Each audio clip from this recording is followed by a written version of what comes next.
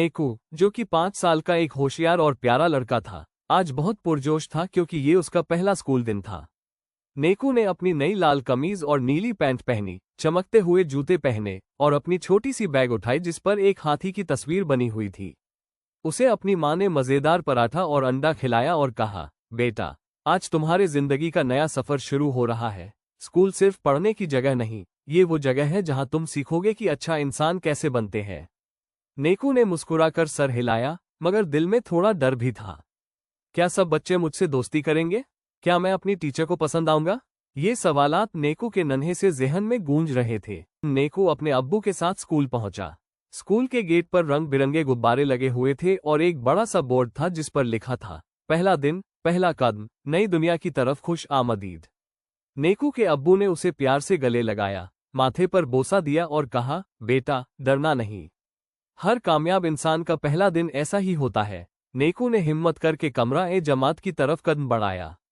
Class में दाखिल होते ही उसकी नज़र बच्चों पर पड़ी जो कि कुर्सियों पर बैठे हंस रहे थे, खेल रहे थे और कुछ थोड़े से घबराए हुए भी लग रहे थे। नेकू ने भी अपनी कुर्सी तलाश की और बैठ गया। कुछ ही देर बाद मिसेस आयशा क्लास में आई। वो एक खुश अखलाक और नर्म दिल उस्तानी थी। उन्होंने सब बच्चों को खुश आमदीद कहा और कहा, बच्चों, आज हम सिर्फ किताबों से नहीं, एक दूसरे से भी सीखेंगे।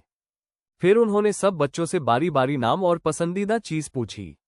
जब नेकू की बारी आई, उसने थोड़ा झिझक कर कहा, मेरा नाम नेकू है और मुझे कहानियां सुनना बहुत पसंद है।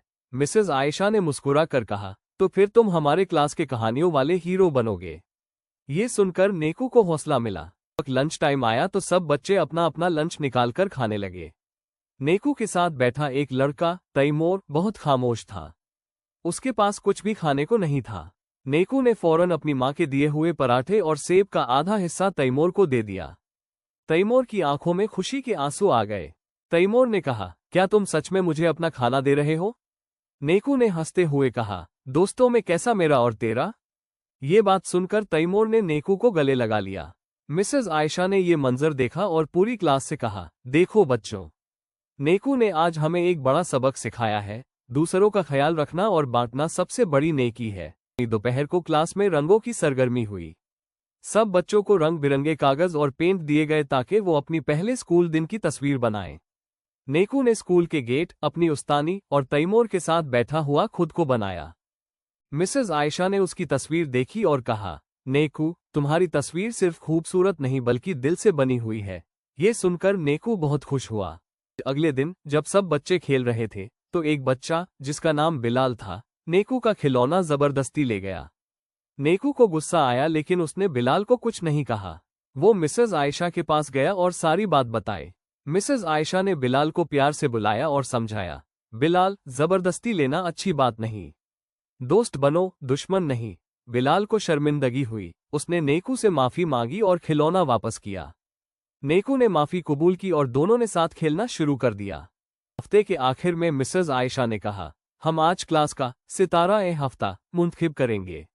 जो बच्चा सबसे ज्यादा मुहज़्ज़ब, हमदर्द और मेहनती रहा होगा। सब बच्चे पुरजोश थे। आखिरकार मिसेस आयशा ने नेकू का नाम लिया। पूरी क्लास ने तालियां बजाईं।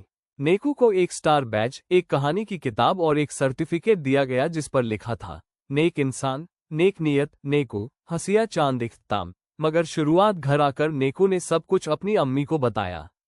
अम्मी ने उसे गले लगाकर कहा, बेटा, आज तुमने सिर्फ स्कूल जाना नहीं सीखा बल्कि जिंदगी के सबक भी सीखे हैं। नेकू ने आसमान की तरफ देखा जहां चमकता हुआ सूरज अब धीरे धीरे गुरूब हो रहा था। उसके दिल में सुकून था, आंखों में चमक और चेहरे पर एक एतमाद की मुस्कुराहट। कहानी का सबक, नया सफर हमेशा थोड़ा मुश्किल होता है